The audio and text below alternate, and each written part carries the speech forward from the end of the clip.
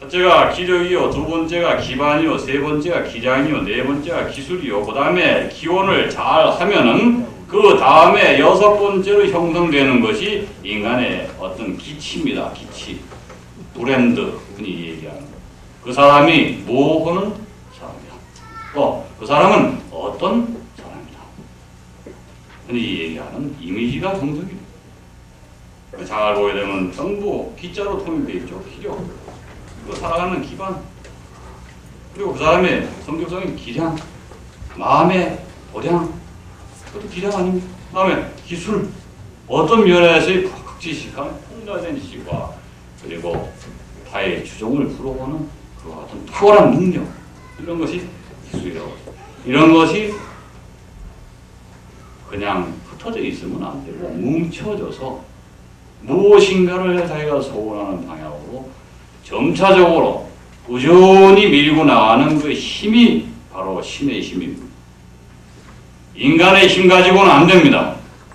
인간이 잠시 잠깐 잘 살 수는 있어도 오랜 세월 잘 살 수는 없는 겁니다.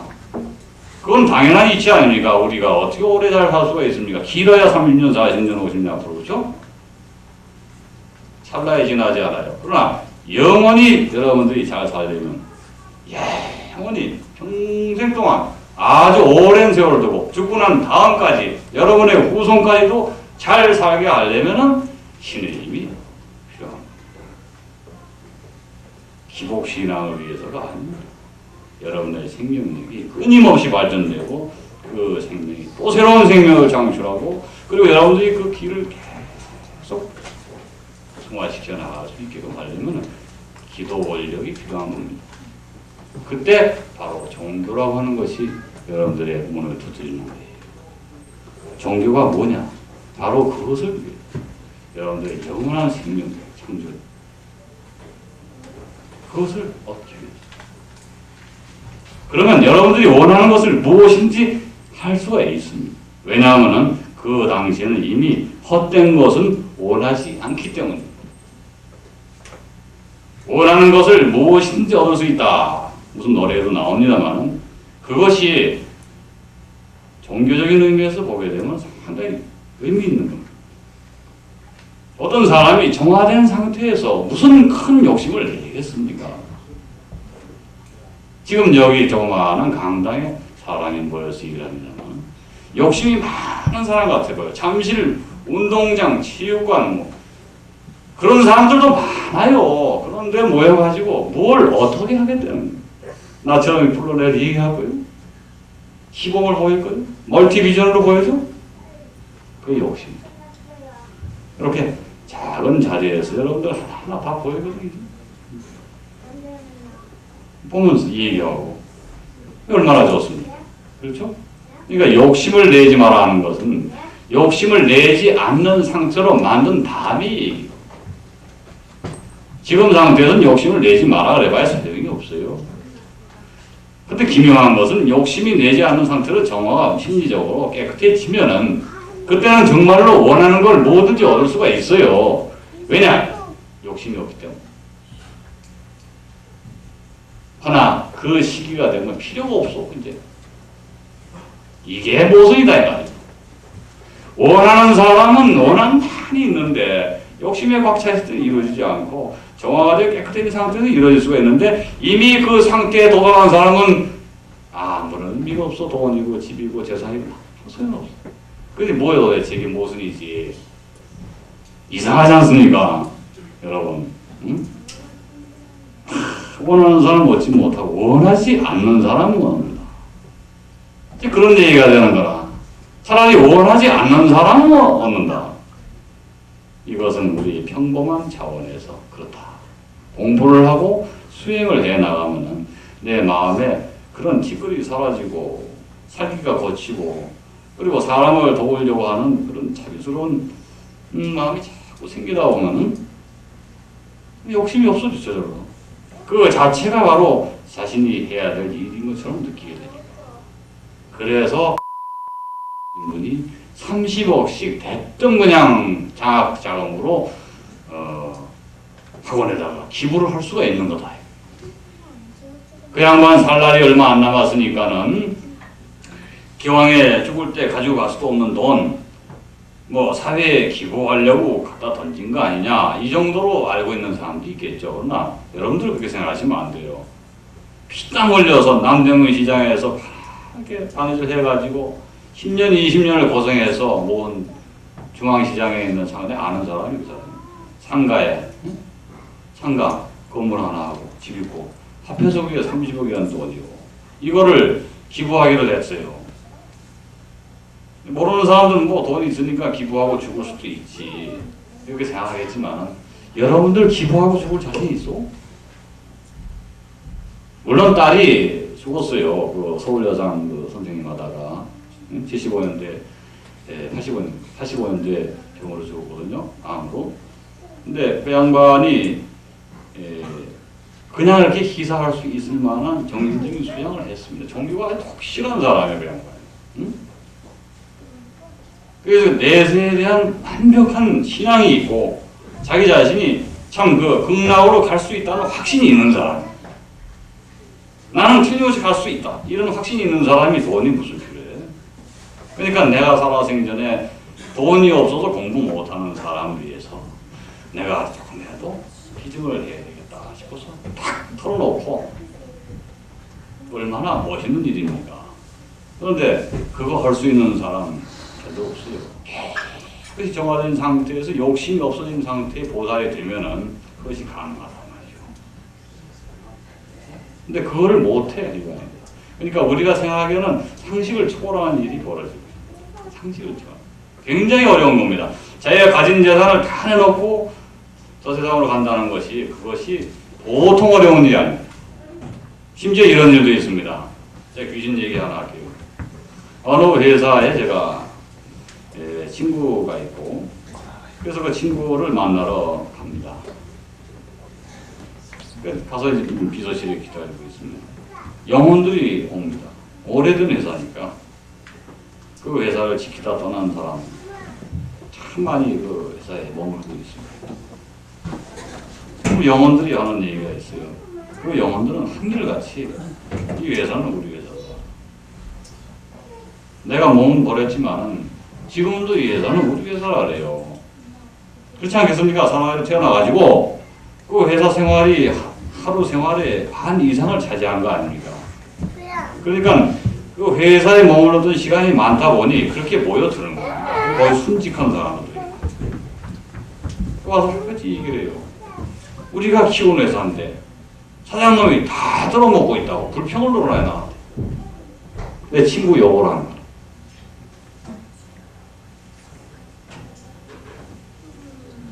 그럴 때마다 난 가슴 속에서 이상한 찜찜하고 도대체 얼마나 편을 들어주고 내 친구 일러줘요. 그래서 내가 야, 내 사실 이런 사람이 와가지고 이런 얘기 하는데 넌 이해하지? 내가 영세기 일을 한다는 거 아니까 넌 알지?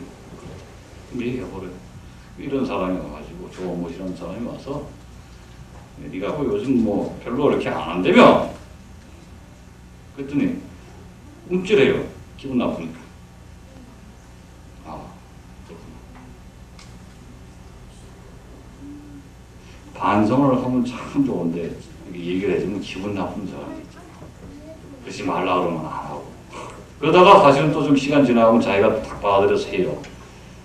내가 얘기해서 했다는 얘기 아니고 조금 지나서 한 달쯤 지나 그때는 막 반발하다가 시간이 조금 지나가면 그때 어떤 귀신이 이런 얘기를 하던데 자네가 그거는 고쳐야 되겠어 그러면은 그 당시는 넘어갔다가 한 달쯤 지나면 그걸 희정을 합니다. 난 기분이 좋죠. 그래서 그래도 회사를 운영하는데 내 말을 참고를 했구나. 그러면 그 귀신도 불평이 없겠구나. 보세요. 회사나 가정이나 어디나 우리만 사는 거 아닙니다. 우리 살아있는 사람들이 이렇게 있으면은 그 뒤에는 그보다 더 많은 죽은 사람들이 또 있습니다.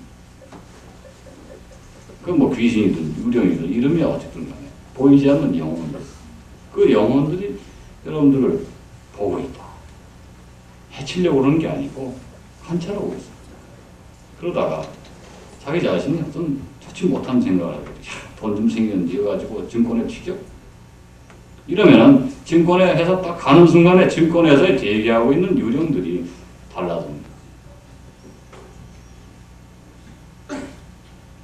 달라진다는 표현이 어울리고요. 한국입니다. 그래서 그 사람의 마음을 휘저어 놓습니다. 영체가. 뭐를 어느 걸 살까 이런 걸 판단하고 온전한 정신 상태로 주식 같은 걸 사면은 손해 볼 일이 없습니다. 그런데 가만 그 영체들한테 휩쓸려가지고 엉뚱한 주식을 뭐 1년 가야 한번 거래될까 말까 하는 그런 이상한 뭐 그런 주식을 사지 않나. 또 관리 대상 종목 처박혀 있는 거 이런 거 뭐 싸다고 그래가지고 손 샀다가 나중에 3, 4년, 5년 지나가도 못 팔고 있질 않나. 그게 뭐냐, 귀신들 장난이요. 탁 쏠려가지고 결정적인 순간에 판단을 잘못해가지고 그 사람 싸니까. 싸다 이거예요, 자기는. 싸니까 샀다 이거예요. 아닙니다. 싸도 관리 대상 종목을 왜 사요? 그러면 이상하거든. 합리화시키려도 합리화시킬 명령이 아니에요. 명목이 없어. 그래서 이 사람이 시긴 싫었구나. 그 순간에 신다는 말, 빙이 되는 귀신이 들어가서 자기 의사를 마음대로 휘저어 놓는 거예요. 근데 이처럼 사람이 회사를 가도 그렇고 어느 가정을 또 가봅시다. 가보면 그 가정에는 두서너 가지 종류가 있는 거예요. 그 집을 지키는 가신주가 있고, 가정에 그 집을 지키는 가신주가 있고, 그 집안을 지키는 조상신유가 있고, 또 하나는 들락날락한 부유정들이 있는데 이건 인연령이라. 이렇게 세 가지 정도가 있어요. 가신유는 집토를 지키고, 하나는 조상신유는 지켜주는 쪽이고 소령인데, 요 들락날락하는 부유정들은 대체로 보게 되면 인연이 있어가지고 좋게도 해주고 나쁘게도 해준다. 그런데 사람을 가장 많이 해치는 병이 걸리거나 하는 것은 무엇들이냐면 대체로 원한령, 원한을 가지고 있는 영혼. 이런 영혼이 사람한테 빙의합니다. 빙의라는 건 들어온다고 표현을 하죠. 입신되면 그 신이 들어오면 그 그대로 이상 증세를 보이기 시작하는데 때도 아니게 막 잠이 온다거나 지금 누구처럼 또 때도 아니게 막 그냥 막 춤추고 싶다거나 반대로 그냥 사람을 막 때리고 싶다거나 이런 이상 증세에 성격적으로 보여주는가 하면 어떤 사람은 술을 먹겠네.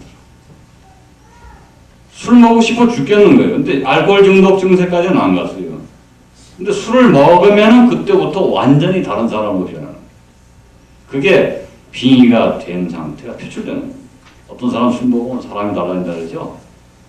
울기도 하고 마구잡이로 막 집어 던지는 사람도 있고 어떤 사람은 돈 있는 거 다 써야 직성이 풀린다. 이게 낭비벽이 많은 귀신이 들어가는 겁니다.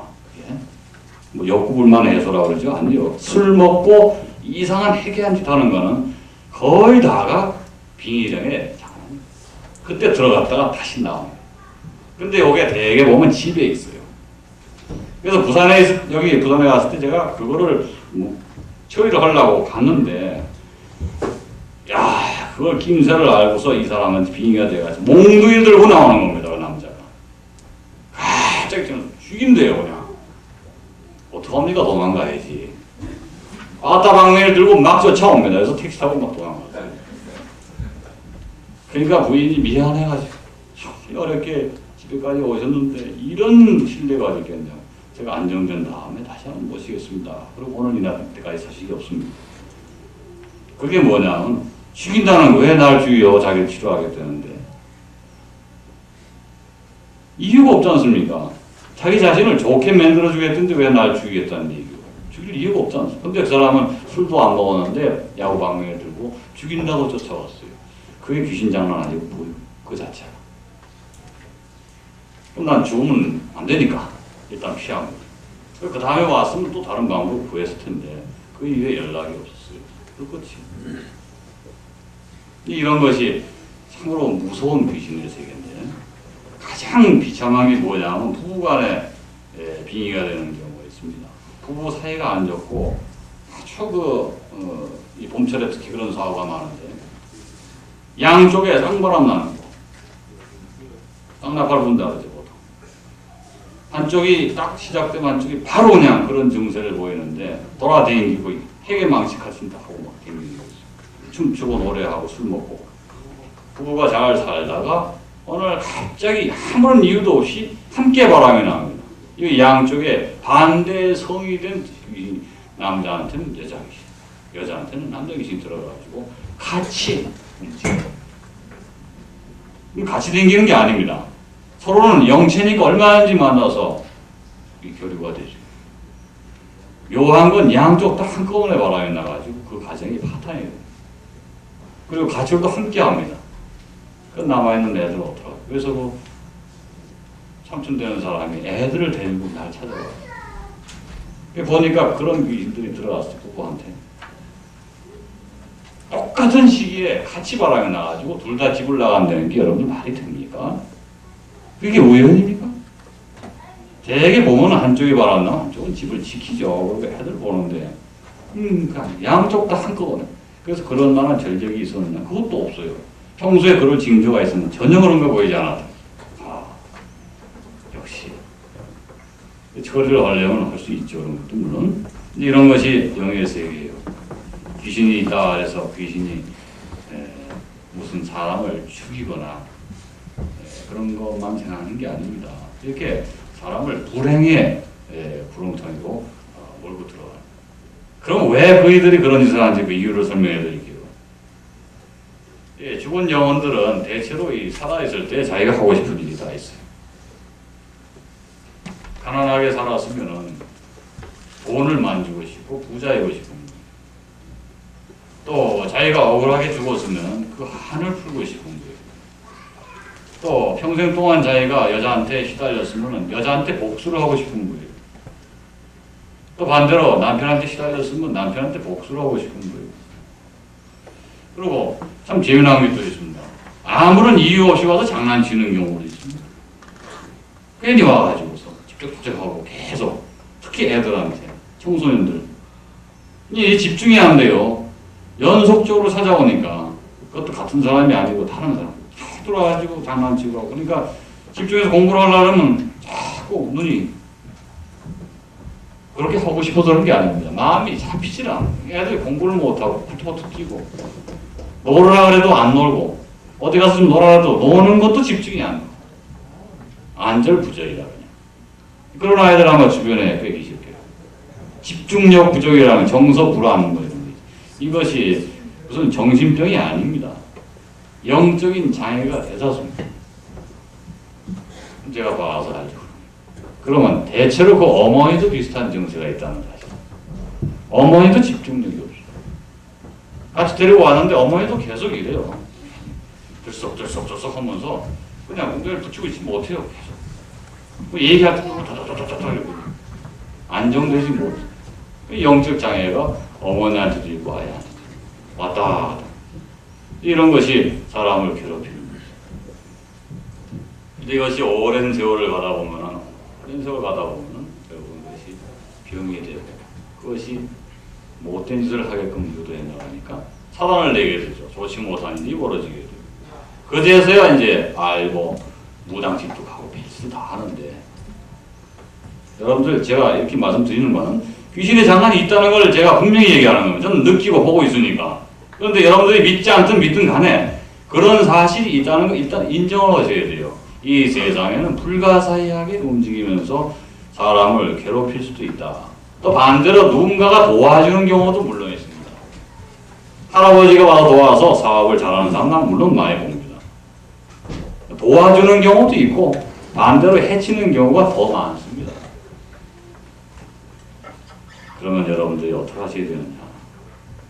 마음을 잘 써야 됩니다. 이런 얘기하죠. 제가 사람을 만나면 그 얘기 합니다. 하는 건 다 좋은데 평생 동안 인덕이 없으셔가지고 고생을 많이 하셨군요. 그리고 얘기를 하면은 이 양반이 네, 그렇습니다. 저는 어딜 가도 이렇게 인덕이 없습니다. 사람들이 날 알아주지도 않고 내가 기껏 해주면 나중에 배신하고 그냥 맨날 그냥 내가 사랑해만 해. 사랑은 주기만 했지 받아본 적이 없습니다. 이게 어떻게 된 겁니다. 그래요. 인덕이 없다고 하는 것은 뭐겠습니까? 덕이 뭐요? 덕은 곧 베푸는 것이요. 지금 이 나이 때까지 지금까지 쭉 살아오면서 무엇을 타인을 위해서 한 거 있으면 얘기 좀 해보시오. 아줌마. 별로 없거든. 별로 없으면 나한테 또 그래요. 그러면 제가 인덕이 없는 게 그것 때문에 그렇습니까? 베푼 게 없어 그렇습니까? 네, 확실하게 얘기하지만 베푼 게 없어 그래요. 조상 공덕이 없어 그런 거 아닙니까? 조상 공덕이 없는 사람이나 자기나 조상 공덕이 없다고 생각하면 자기가 노력해서 베풀어 써야지. 그러면 조상은 필요할 때는 찾고 필요하지 않을 때는 버리는. 그렇죠? 조상이 뭐 무덤이 잘못됐다 이럴 때 가서 막 해가지고서 덕을 받았다. 그러면 받고서 많아? 그만큼 타인에게서 베풀어 써야지. 안 하는 거라 그런 건 전혀. 받기만 하고 주질 않았으니 그 사람들 역시 나한테 무엇을 베풀랴? 내가 베풀지 않았는데 그 사람들이 뭐가 답답해서 나한테 베풀겠느냐 이 말이요. 주소를 못 쓰는 할머니 손을 붙잡고 주소를 물어가지고서 호적 등본 대칭 게재해주고 뭐 민원 서류를 이렇게 써주고 이런 사람들이 있습니다. 젊은이들 보니까 난 그럴 때마다 저 젊은이들이 참 덕이 있구나. 이거 좀 써줄래요? 은행에서 어떤 할머니가 그러는데도 매몰차게 탁 돌아서 가지고 집 올리고서 가는 여사원도 있어. 그럼 덕이 없는 게 그 사람은 앞으로. 꼭 돈 가지고 하는 게 아니오. 적선과 목덕을 쌓는다는 그 개념이 무슨 돈 가지고 하는 걸로만 생각하는데 물질적인 게 아니에요. 이 마음씨에서 우러나 진심이 들어가 있어야 돼요. 돈을 쓰더라도 진심이 있어야 되고 돈이 안 들어가도 그 진심이 깃들어 있는 것이라면은 반드시 그것이 자기한테로 오는 것이니 어찌 자기한테 베푸는 것이라 아니할 수 있겠느냐. 응? 누구한테 베푸는 게 아니요. 타인한테 잘하자. 뭐 30억을 장학기금에 기증했다. 훌륭하지. 그러나 그 어머니는 분명히 알고 있는 거예요. 그 사람은. 그 양반은 알고 있어. 이것은 바로 너나 할 것 없이 움직이는 모든 중생에게 돌아가는 것이다. 너, 나 할 것 없이 하나로 움직이고 있는 이 커다란 세계에 나의 돈은 흘러들어가는 것이다. 그래, 그런 적덕을 하면은 어찌 그 사람이 좋은 극락으로 안 갈 것이며 극락으로 갔으니까 또한 그것이 가능한 거지. 그럼 여러분 어느 쪽을 먼저 행하시겠소? 적덕을 하시겠소? 아니면은 본인이 수행을 해서 그 영혼의 위치까지 올라가겠소? 그래서 불가에서는 두 가지 수행 방법이 있죠. 적덕을 해서 쌓아나가는 수행을 하고 자기 인간성을 기르는 방향이 두 가지 있죠. 덕을 쌓고 인간성을 수행하는 거. 덕을 쌓아가지고 하나는 공부를 해가지고 수행하는 거. 불경을 외우고 행을 통한 극락 가는 길이 있고 하나는 자기가 공부해서 수행해서 자기 수양을 통해서 극락 가는 방법이 하나는 법을 중심으로 하는 것이지. 그렇죠? 하나는 자기의 마음을 중심으로 하는 것. 하지만 법이 됐든 사람의 마음이 됐든 어느 쪽으로 시작하든 어디에서 끝나든 그것은 결국은 하나로 통하는 것이죠. 그래서 원효대사님도 그 두 가지를 구분할 필요가 없다. 늘 싸우니까 스님들이 법을 공부해야 됩니다. 아니다. 우리가 수행을 마음을 수행해 손을 많이 해야 된다. 어느 쪽이 중요하냐 그런 게 아니야. 그냥 나눠 싸우고 같은 것이니까 우리 함께 해나가야 돼. 자, 적덕을 해서 수행해가지고 이렇게 해서 자기가 무슨 할 것이냐? 아니면 공부만 해가지고 자기가 저 세계로 갈 것이냐? 하나는 행의 종교, 하나는 수의 종교. 싹 닦는다 그래서. 그러면 이 두 가지를 한꺼번에 수행을 같이 하면 될 거 아니오. 수만 있고 행이 없으면 아무 소용이 없고 수행의 종류가 되겠지. 닦고 행하고 이래야지. 행은 없고 닦기만 하면 지 혼자 아무리 아름다운 다이아몬드가 돼봐야 그거는 다이아몬드가 아니오. 시리콘이지. 가짜다. 여러분들과 같이 오늘 이렇게 호흡을 하면서 행을 하는 방법이 무엇일까? 나에게 베풀듯이 남에게도 해주자. 남에게 해주는 것이 곧 나에게도 해주는 것이다. 그러나 악심을 품은 자에게는 해주지 마라. 뭐든지 예조항이 있는 거요. 악심을 품은 자에게 해주면 그 악심을 북돋우는 것이고 그 자는 더욱더 악해지니까. 그거를 모르는 상태에서는 몰라도 아는 이상은 놓을 수가 없는 겨. 며칠 전에 TV에도 나왔죠.